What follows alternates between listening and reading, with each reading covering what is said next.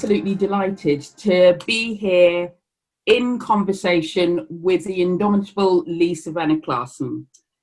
Lisa is a long-time activist, a long-time friend with a very, very rich history, starting in New Mexico, taking her across Central America to Southern Africa, the founder of Just Associates, or as it's better known, Jazz, and author of many tomes, including A New Weave of People, Power and Politics. I've got that in the wrong order, but I'm so delighted to welcome you today, Lisa. How are you?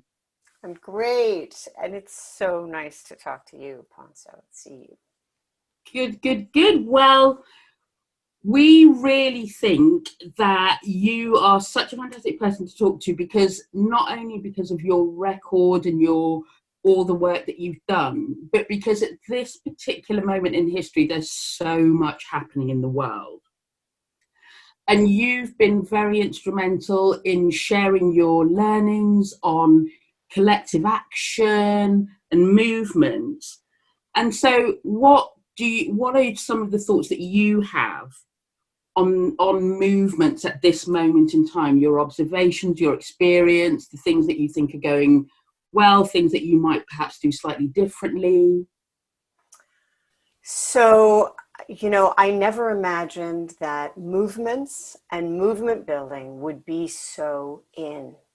It's just unimaginable in my lifetime to have movements, movement building, activism, anti-racism, feminism at the center of headlines and in part of popular culture. It's an unimaginable moment of reckoning, of, what we call wokeness now, of awareness. And it's also, a slippery moment and an extremely violent moment. So it brings together a lot of ideas and possibilities about movement. The trickiness with movements in the headlines is it's so easy to co-opt, flatten out, and depoliticize what it is to build over time, which is hard work. It's not the heroic work that we often see in the headlines. We see activists as heroes, and everything easily gets commodified. So it's really important to stand back and learn about what is movement building, what builds movements, what does movement leadership mean. And I think the leadership of the movement for Black Lives in particular is giving us a daily sort of movement building 101 that just could not be more powerful. And what I really love about the movement for Black Lives are many things, but one is that, this is not, as they say, this is not your father's civil rights movement, which was more formalized and hierarchical in a traditional sense. It was many formations that didn't necessarily converge on the same political ideas in the same way that the movement for Black Lives is. So the task of building a shared vision and mobilizing on a shared agenda is no small thing. That is the behind the scenes work of movement building. But what's so extraordinary about this movement is the centering and the leadership of women, trans, queer, and really changing how we see movements from a very much a Black feminist and Black liberation perspective. And that's very powerful. So it's challenging the idea of a single leader or the traditional hierarchical ideas of coordination and leadership. You've got shared leadership models that are actually, that's a lot more work than the single leadership model. It really It's much more resilient against repression because it's a bit of a whack-a-mole, but it's extremely, extremely powerful in the practice, not just the demand of democracy. And so that to me is really exciting. I think, you know, there are things about movement building that they're teaching us that have always been true that we really brought into the center of Jazz's work, which I think are very unfamiliar to the international NGO sector, which is the challenge of bringing the people who are most directly affected, that is your starting point, their context, their struggle, and you build from their lived experience, their knowledge. That's not where you end. You're constantly weaving and building a broader set of alliances and agendas, but you build from a set of problems and a set of issues. You build power from there. And that's a very different starting point than, say, a rights framework or a policy demand. And so we're seeing that with Black Lives Matter. I think the second thing that's really powerful, and this has been true now for 15 years, but really clear now, is the mobilizing power of social media and the extraordinary inspiration that can generate, so that you have Black Lives Matter, the movement for Black lives, immediately activated and energized existing, you know, racial justice, anti-racist, anti-colonial, you know, solidarity connections, so that it was possible to mobilize globally. And, you know, I think people tend to confuse the hashtag mobilizations for movements. That is mobilizing. Mobilizing is really key to project an image, for outreach, to generate media coverage, to shape the narrative, but it is not the movement. It is, you know, a hashtag is always mobilization in search of movement.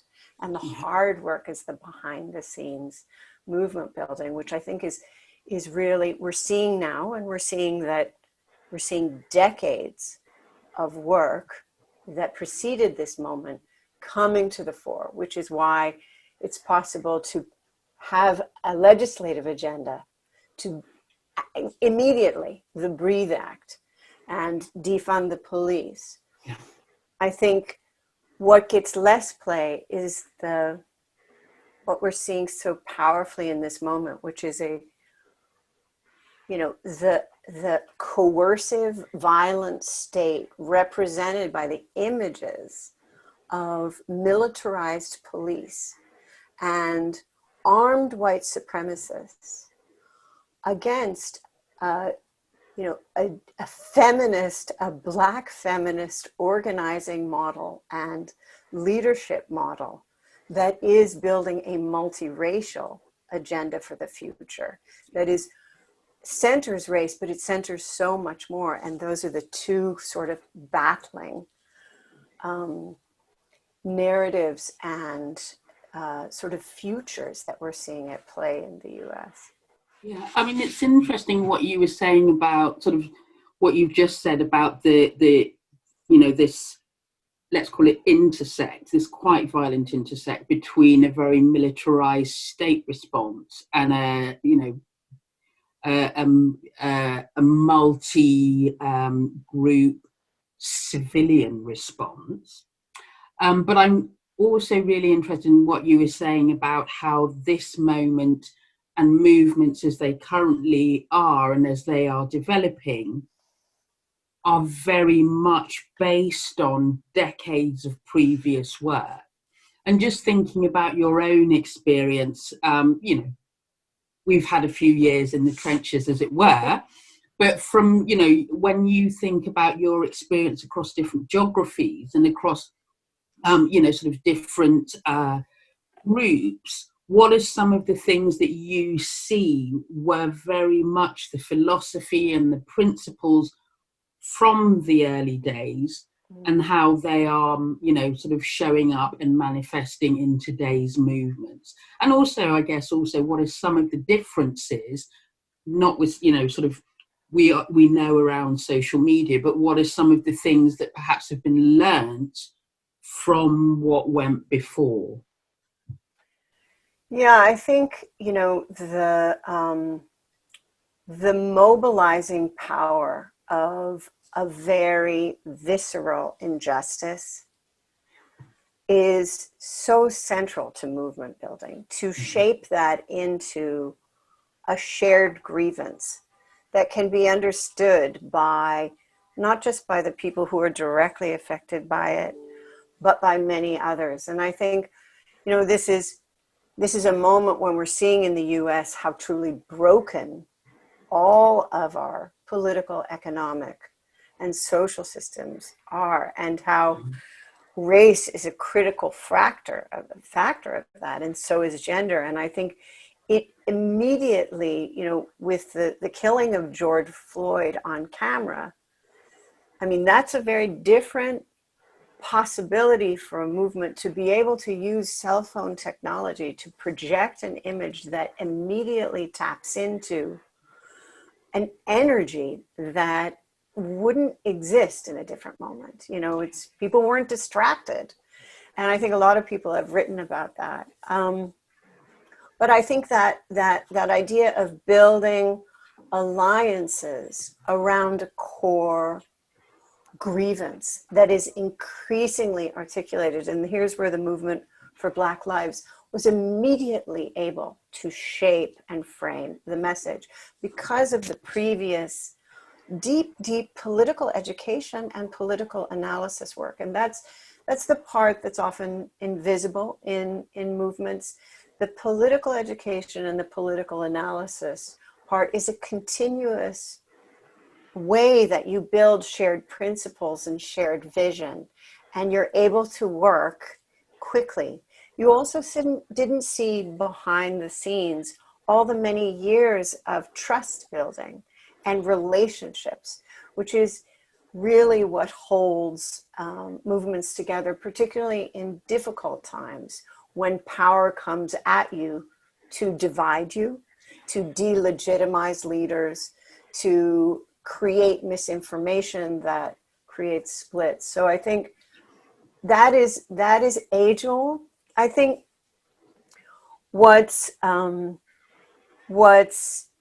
what we can learn from different moments, and particularly from the work outside the US and my own work with jazz in Mesoamerica and Southern Africa and Southeast Asia, where this kind of authoritarianism and a repressive state is old news. It's 12 years, 13 years in. And so there's a lot to be learned from movements outside on integrating much more carefully collective self-defense in your tactics, in your organizing, even in your decision as to how you're going to manage things and mobilize to ensure safety, to ensure digital safety.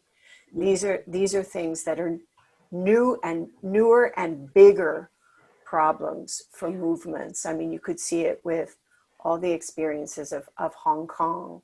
And it's so interesting to see how some of the, the leaf blowers and the umbrellas come from the organizing in Hong Kong. Those were the activists and how they defended themselves against a violent state. A violent state is not new.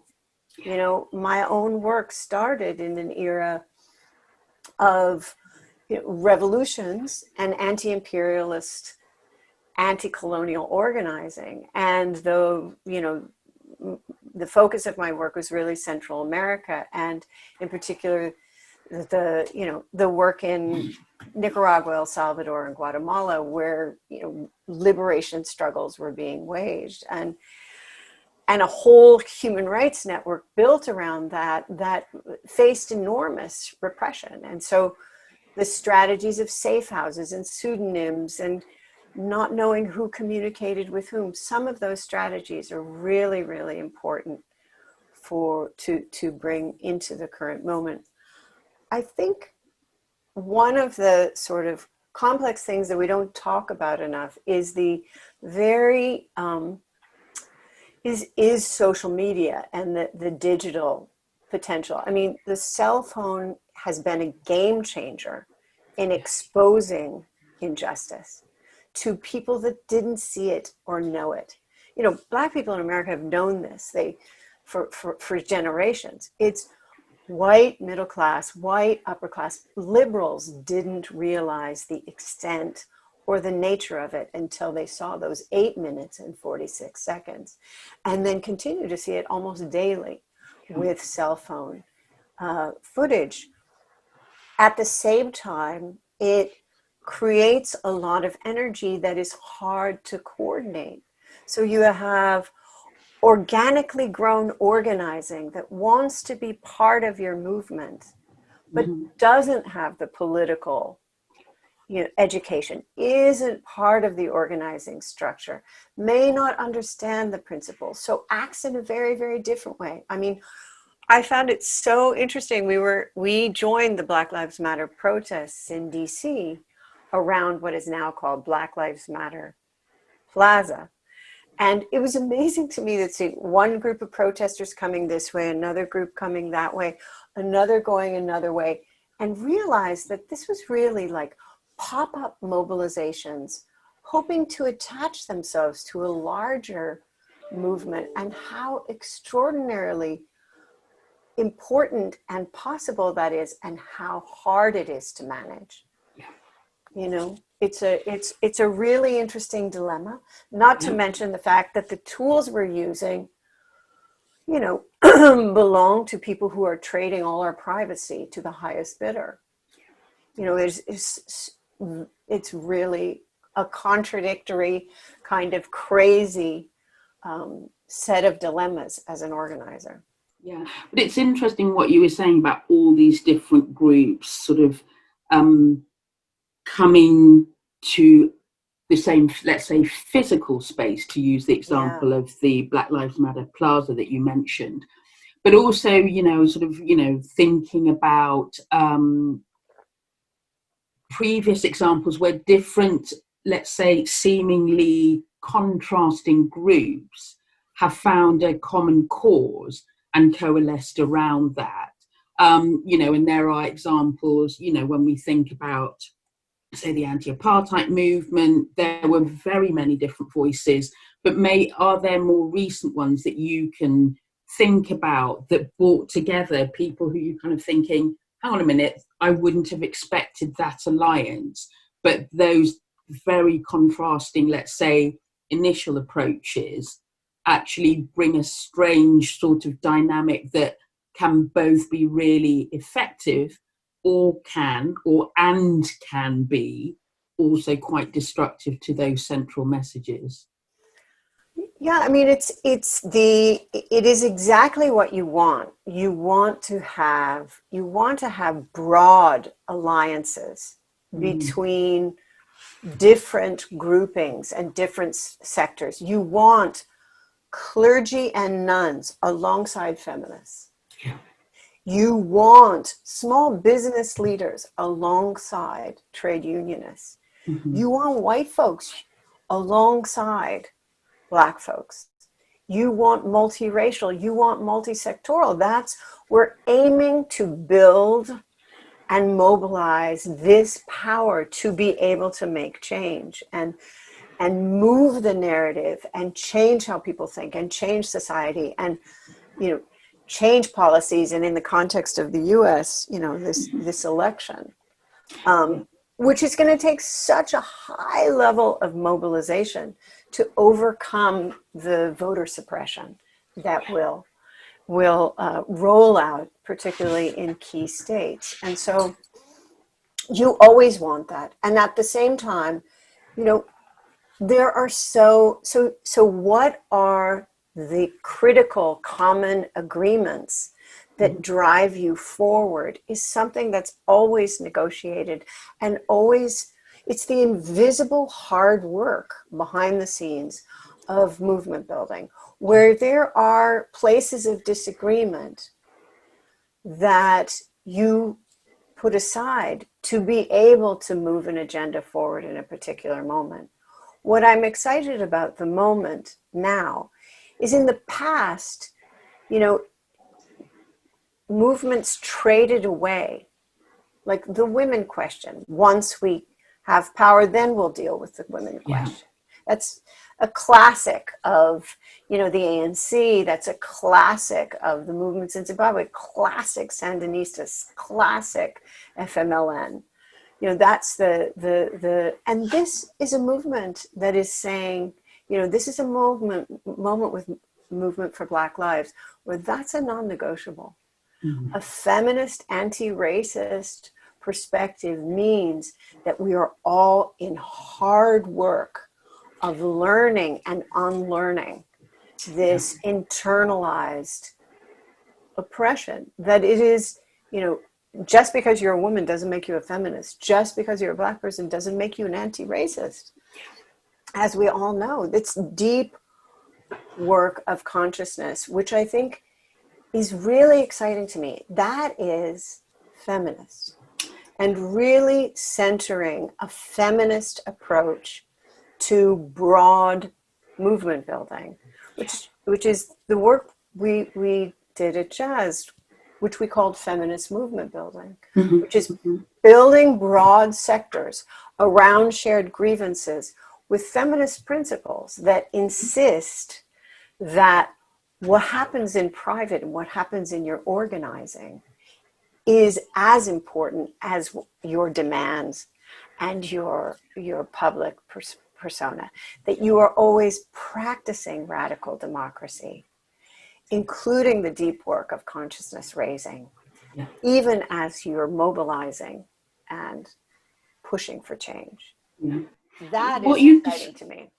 Yeah, it's fascinating, because as you were speaking, I was thinking almost of the kind of traditional way that international non-governmental organizations work, some of whom very much speak to being having a feminist approach and feminist values, but the very traditional model doesn't necessarily say that.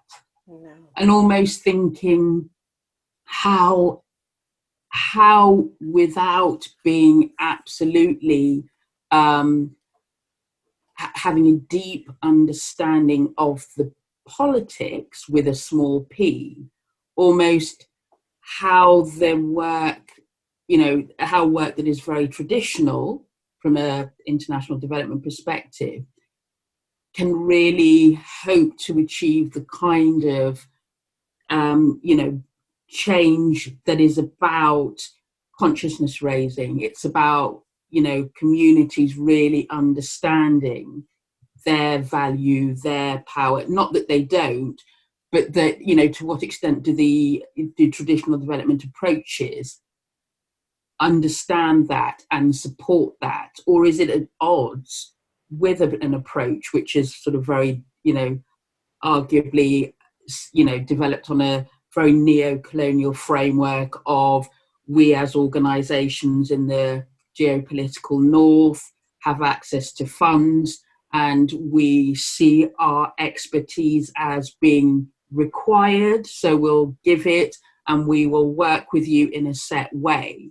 You do wonder how it can lead to this kind of, real wholesale transformation in a way that the hard work of movement building,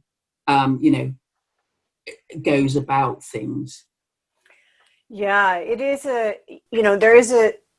what's exciting is there's a moment of soul searching and a number of factors. I mean, you all have been leading these conversations to engage the international NGO sector in that soul searching and to take people forward to a new place. I think the soul searching first, was around the sexual harassment allegations, and then a series of things have further challenged international NGOs and the development sector to think very differently.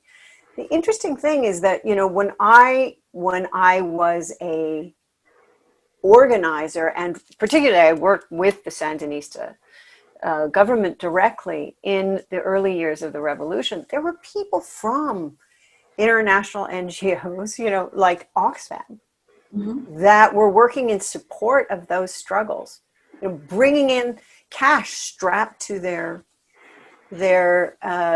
middles in the, you know, across borders to support community-based efforts. And there was a very different logic.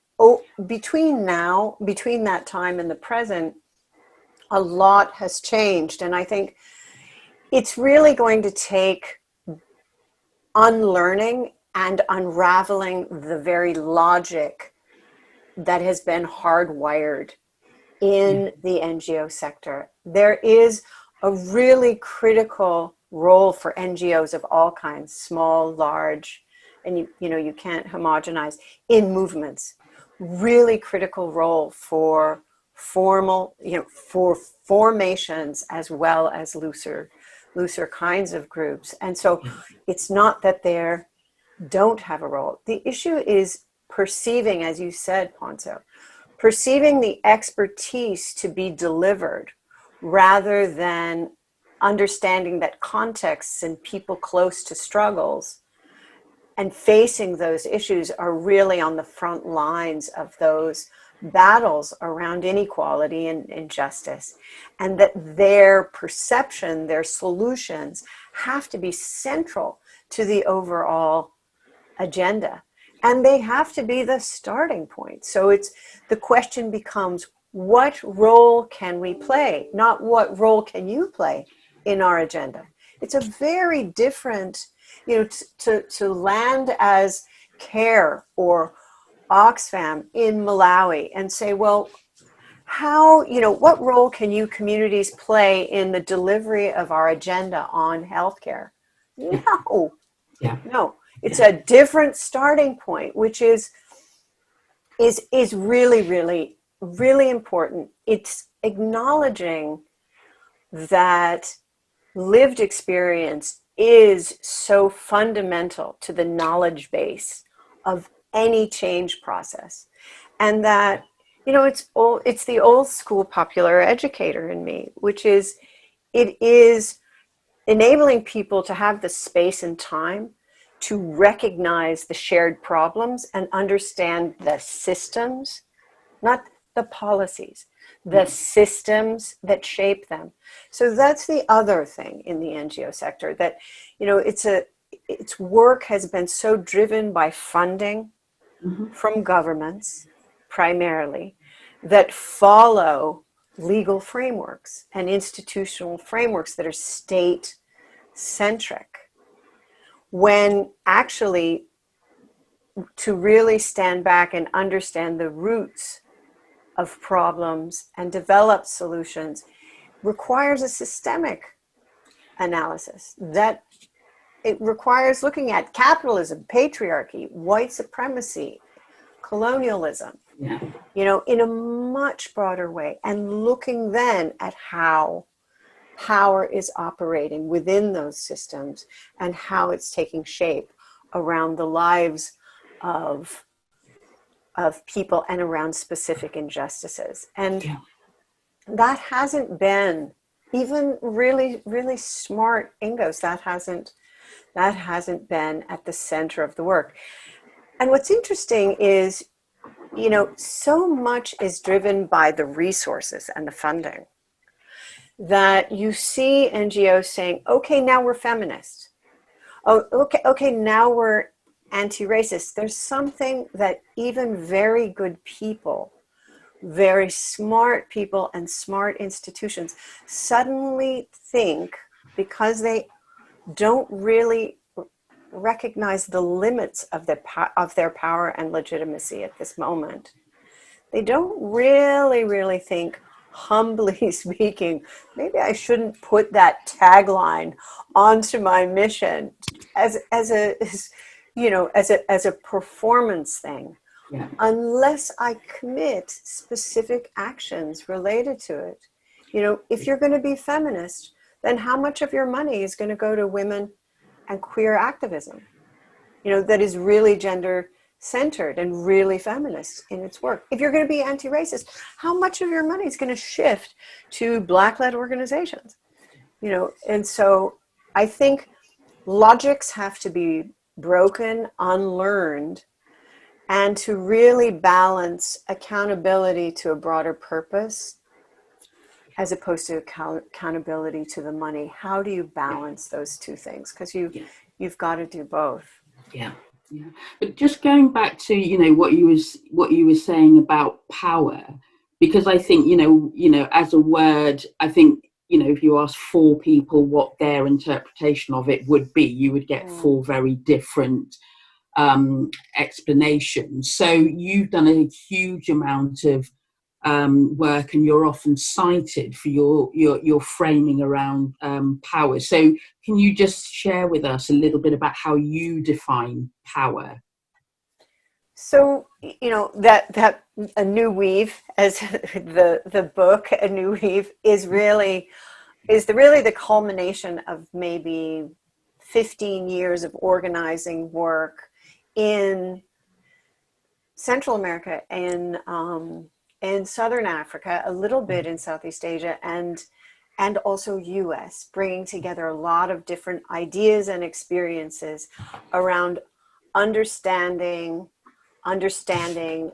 power and building power, positive and negative forms of power. And so we drew on lots of different ideas of different scholars, but the terminology of understanding power over, or the power that most of us associate with negative power, of exploitation, of abuse, of coercion. We define it as operating in three interacting arenas. So visible power is formal power, policy making, courts, the World Bank, the structures of the state. Hidden power are the actors and players who operate under the table. And so those are corporate actors, religious leaders, the white supremacist organization. And they increasingly, over the last 30 years, they have infiltrated and to some extent occupied and control the state, to the extent that if you're working on energy policy and you're not dealing directly with BP, Shell, and Mobil, you're never going to move forward. But the third and the most important arena that runs through all of power is invisible power. And invisible power, it's described that way because we don't see it, and we don't. It takes time to recognize it because it's so deeply internalized in all of us. And it shapes our ways of seeing other people, our ways of living in the world. And visible and hidden power actors, corporates in the state, manipulate that power to consolidate and control. And we always argued in the era of where advocacy and rights-based advocacy was so prevalent and campaigning, our feeling was that by focusing on policies, you're focusing on the tip of the iceberg. It's not that it's not important, but unless you're dealing with the deep, deep structures of power that are internalized belief systems that are always activated, in the current moment, the battleground is clearly invisible power. It's clearly the narratives, the competing narratives about who and what matters. And most importantly, a critical part of silencing those who speak out is activating fear and othering. And that taps into the belief systems that we're all raised with. I mean, I came to feminism quite late.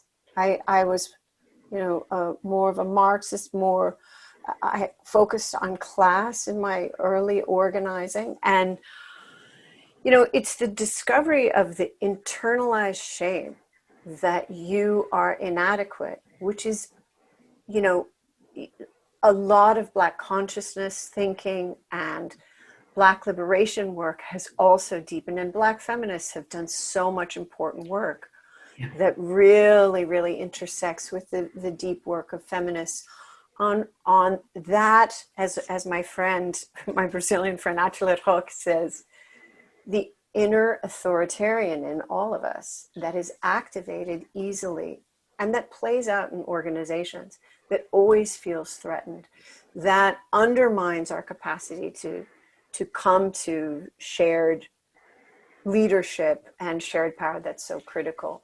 And so those three layers of understanding power is so essential to an analysis of a situation, because if you're going to take action on a particular legal right or on a policy agenda, it's looking at the players under the table. You know, defund the police. If you don't look at the white-led police unions who are the actors under the table, and you don't understand the kind of activation around invisible power and narratives that Trump and the nationalist, white nationalist militias are doing, you're going to step into a situation where your strategies are ineffective, your narratives, your counter narratives are ineffective. I think what people have really drawn from jazz's, from originally my work with others and then really carried on with jazz, are the positive forms of power. And they're almost like a checklist when you're doing movement building, and they're very feminist.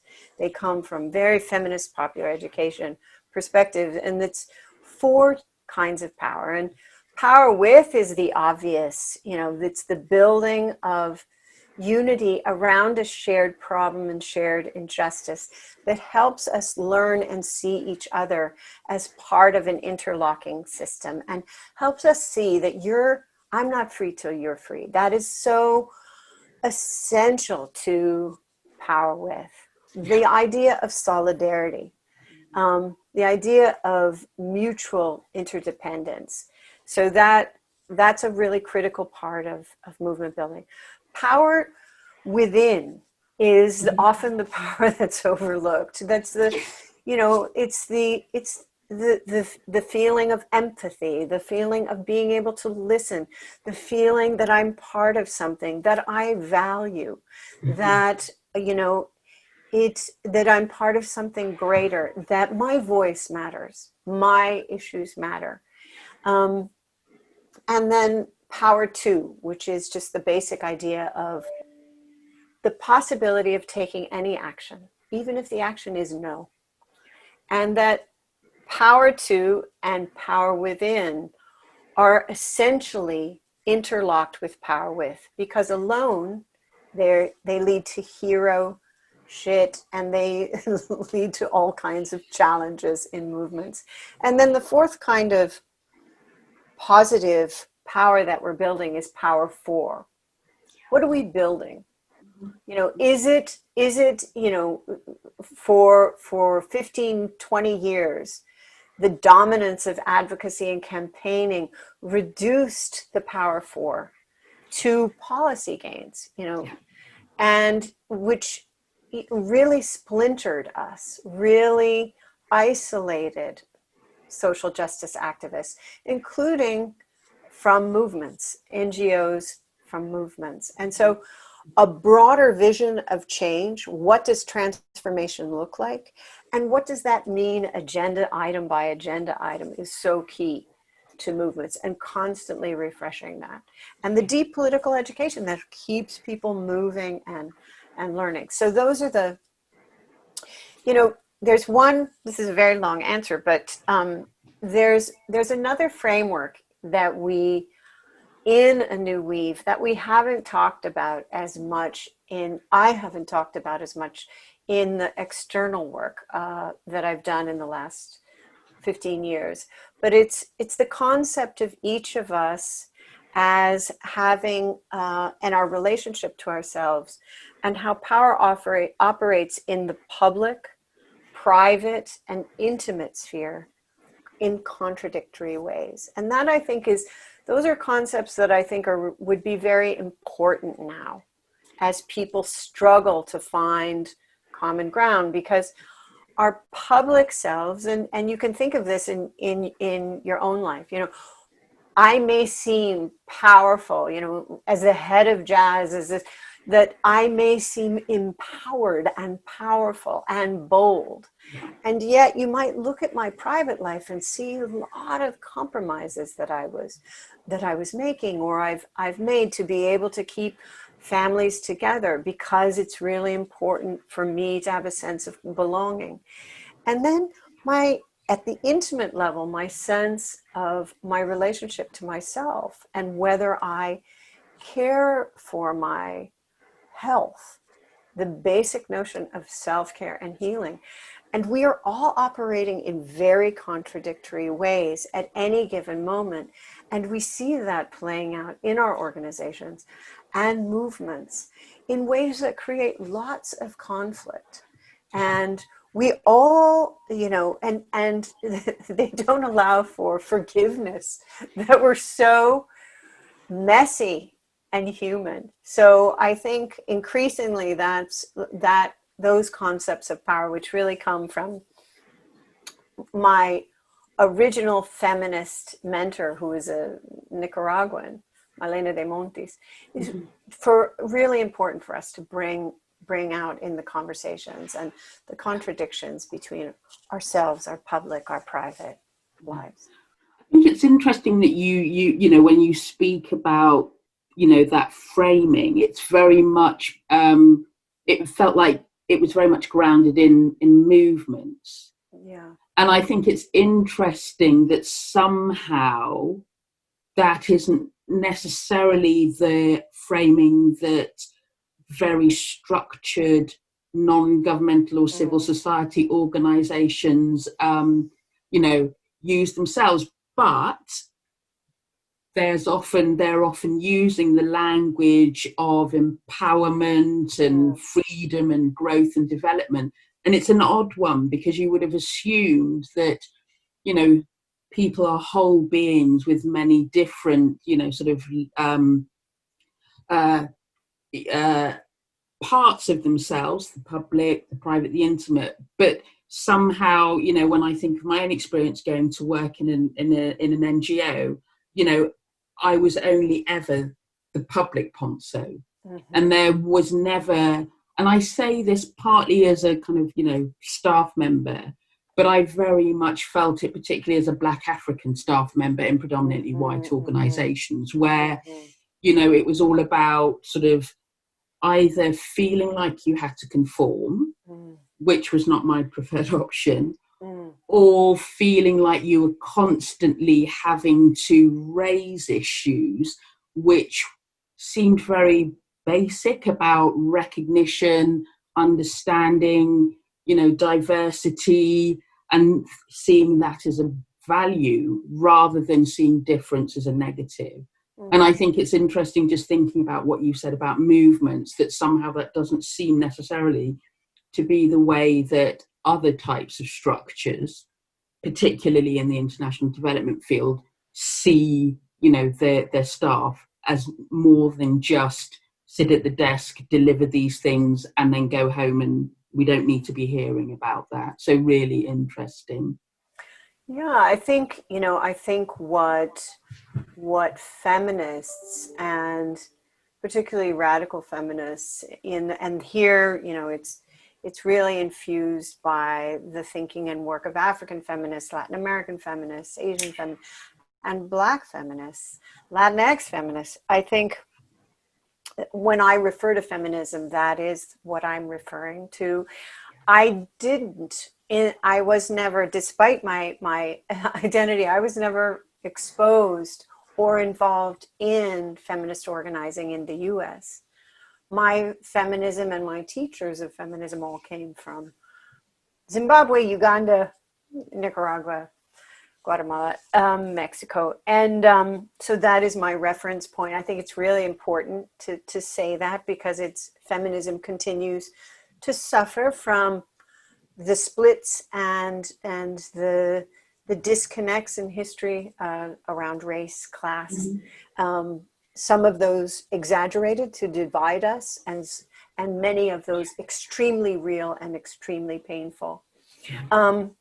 But I say it's very feminist to allow people to bring their whole selves to work. And I think, you know, it's so interesting to me that the corporate sector is working to enable people to bring their whole selves to work, while the NGO sector is still stuck in like a rejected by the corporate sector, by the way, results framework thinking.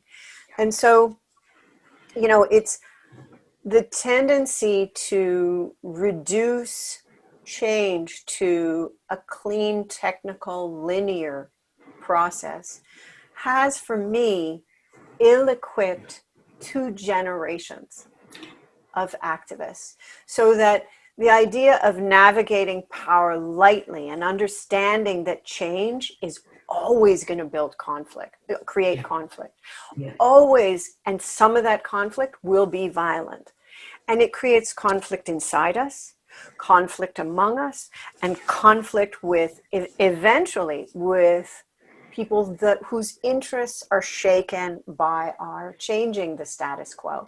That is messy. And to be able to learn to strategize and not see that as this 2-year plan with results where the people involved are second. They're second to the project. And so I think it got in, you know, NGOs over time, the pressure to be increasingly technical, linear, is really dehumanizing. And it's really, I mean, I really struggled in, as you know, when I made the decision to go into the crazy process of building Jazz, I felt like I was traumatized by my previous employment, where, you know, I was lured into a very big, very traditional NGO with the promise of being able to distribute a big chunk of money to people who are organizing in different parts of the world. As you know well, Pontso, I barely made it out of there. Though it is possible to subvert as long as you remain under the radar and use those resources to build and create things that are today, you know, the pride of that organization. At the time, it was considered extremely threatening. And the idea that change is not linear is, people resist that. And now, in the current moment, you see that logic of linear change once again, and the denial of conflict being so central to real change, you know, is really a struggle of the current generation, you know. And you know, there is a concern that by trying to be in such control of everything going in a straight line, actually the results that you achieve are never going to be the full, you know, the full basket of changes that need to happen, because you've cancelled out or blocked out so many of the kind of, you know, the different paths that things need to go on to find their natural course. And that, you know, I very much hear what you're saying about, in this work, mess and conflict is inevitable and it has to be allowed to happen. Otherwise, it's not dealt with, and that in itself is problematic. Yeah, and I think that goes to, you know, what we value in leaders. You know, the NGO sector values a leadership model that is accountable to the money source.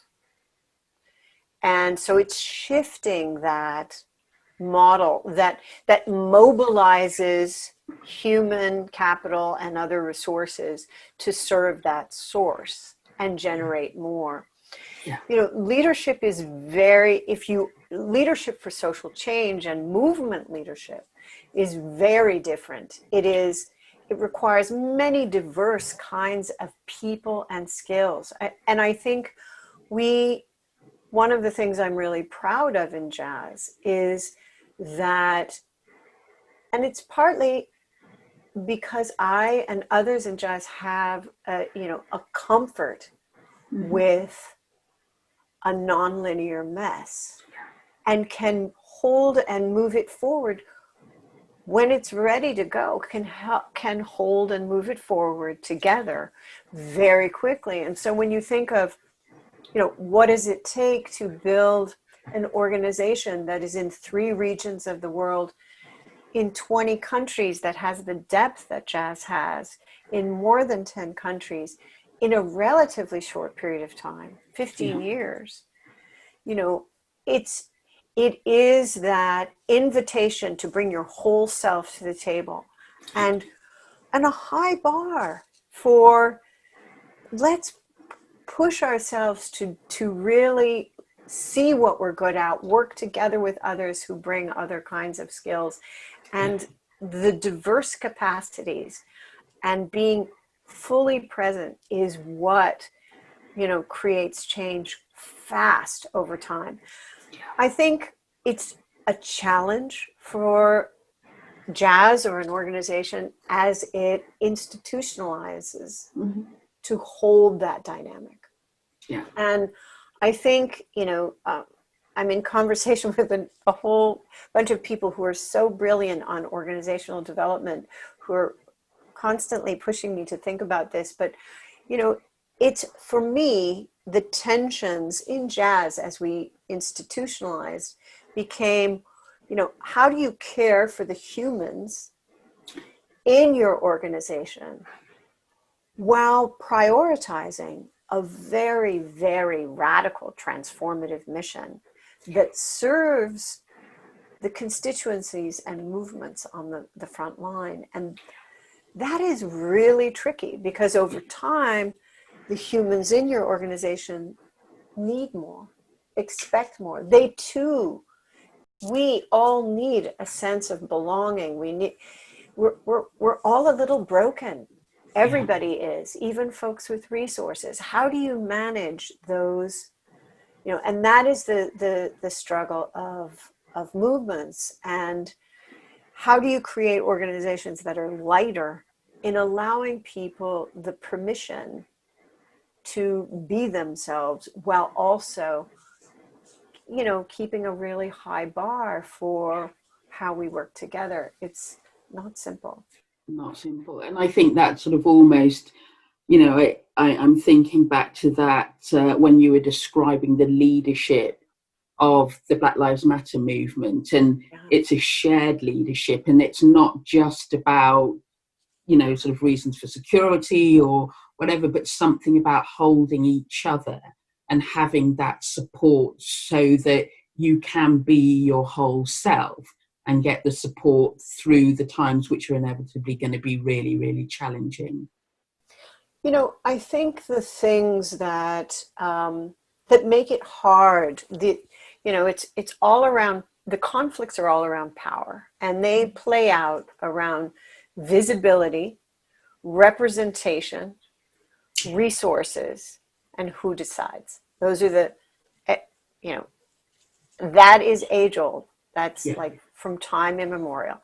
And I sometimes look at, these extraordinary humans and movement for Black lives and wonder, in an era of social media, when, if you really love Twitter or you really love Instagram, you are a star, you're an influencer. So and you're connected to a movement. So what are the tensions that exist in that era, where some people are more visible than others, certain people are speaking on behalf of the movement or in connection to the movement, that sometimes generates resources.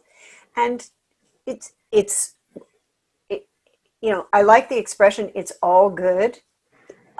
It's all good, but that 10% that creates conflict and always needing to negotiate that kind of the potential of reach with the need to sustain the whole. I was in a process recently where, working with one organization, they were sort of panicked that another organization, which was much bigger, wanted to join along. But it was a social media thing. So I felt like, what's the issue? You know, it means we're going to reach more people. I think, you know, many activists are turf conscious, but also, you know, how much can we build, and what will be the conflicts that will make it hard to hold the whole, I think is key.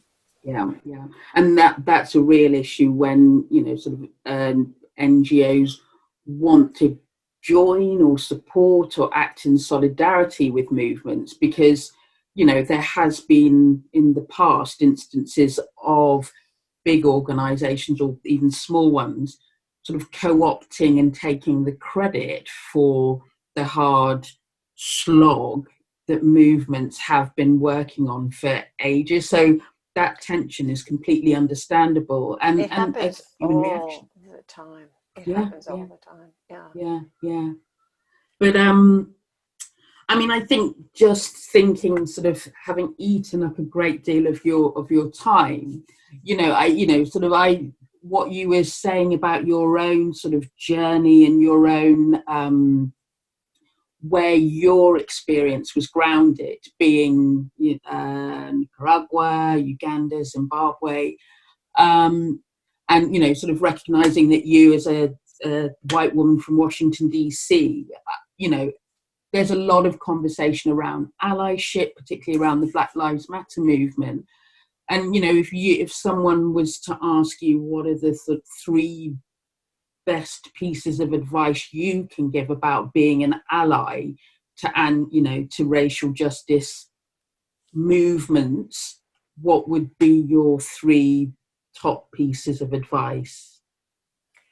So before those three, the even the word ally and allyship, I think is really important to think about.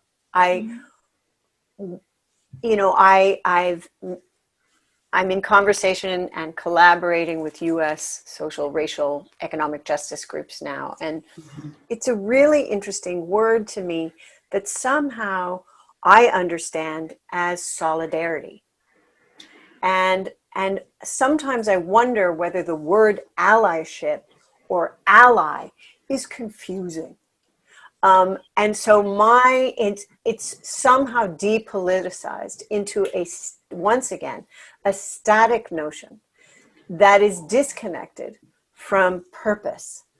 And it's all what we've been talking about for the last 30 minutes, how every concept depoliticized, drained of its relational power meaning, because power is relational and dynamic. So it's about how you use your power for a broader purpose. And it's kind of like all leadership for me when you're working in movement. It's not about you. You know, it's decentering yourself, which is a very complex thing in an era of social media, because social media is all about you and your profile. And so how are you so it's complex. My understanding of solidarity and the solidarity perspective that we brought to jazz really is shaped by an earlier era, and I think there's a lot to be learned there. An earlier era of internationalism. And when I think of internationalism, I'm thinking of your Frantz Fanon.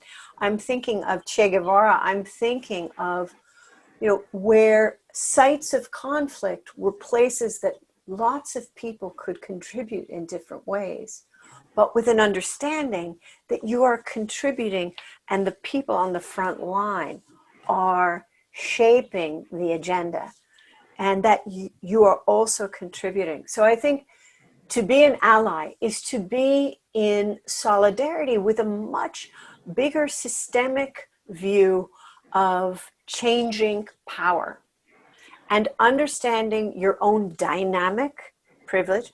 Being white, mixes with class, gender, context, in relation to the killing of Black men by the police. Being an ally means you can bear witness. You can't speak directly to it, but you can speak about it and educate others. I think there are three things to be in effective solidarity. One is really be clear about the systemic analysis and political purpose that you are part of with others. And that means constantly learning and being educated by others and history. And thirdly, listening, not like, where is my voice here?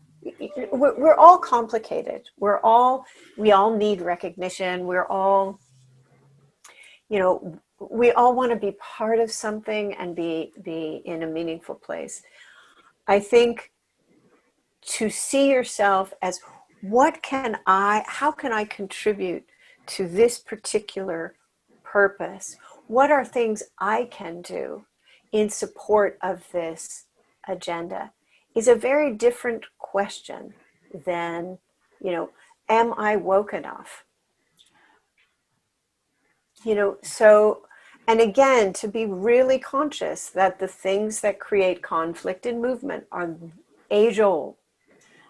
Visibility, representation, resources, and who decides. We are building multiracial, cross-class, cross-sectoral movements because that's the only way we're going to get anywhere. So everybody needs to step up in that sense and try to be forgiving about our public, private, and intimate selves while we build power with. So. It's like embrace the mess and the chaos. It's there for a reason, and it's a learning opportunity. Yeah. I mean, Bell Hooks writes a lot on forgiveness as, really critical part of reckoning. And it's forgiving ourselves and forgiving others while being really, really gaining a sense of power with others in a way that doesn't put you in the center at the top of the pyramid that you somehow imagined as the hierarchy. It's pretty messy. Yeah. Pretty messy, but we've all got to go through it. Yes. Lots of people are doing it, and there's so many examples of brilliant organizing right now. And what's incredible is that social media, the mainstream media, is writing about it. Yeah. I couldn't believe that the New York Times Magazine section this Sunday was writing about Black Visions Collective in Minneapolis, and they're organizing, which is trans, queer, feminist, started this big, and now, as a result of the energy around Movement for Black Lives, has $30 million. Wow. So the transformation of an organization and its clarity about its purpose, its grounding, is so key. And the conflicts that money brings are all really present, but it's being written about in a mainstream news source, which is incredible. I'm always looking around like, is anyone looking? Because I come from the Cold War, and it's all of us who did radical politics suffered for it. You took hits for standing up on those and being part of those things in small and big ways. And so, I always think, well, where's someone's going to come out of the closet and be like, okay, you're all jailed. Instead, they're armed on the streets of Portland. Yeah. Gosh.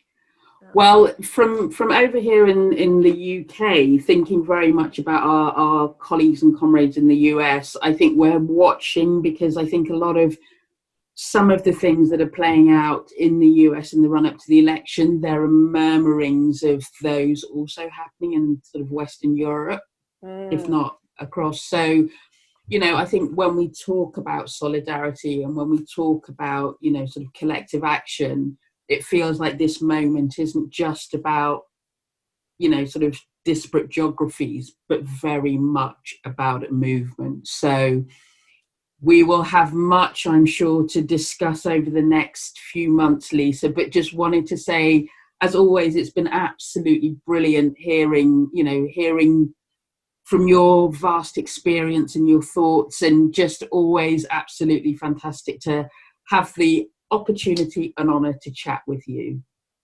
So want to say thank you. So much fun. It was so much fun to talk to you, Pontso, about these things that we've been talking about for so many years. And I really appreciate the platform of Healing Solidarity, looking at these issues of race, gender, movement in the development sector. And it's really key, because there are a lot of good people that want to do more effective change work. Yeah. So yeah.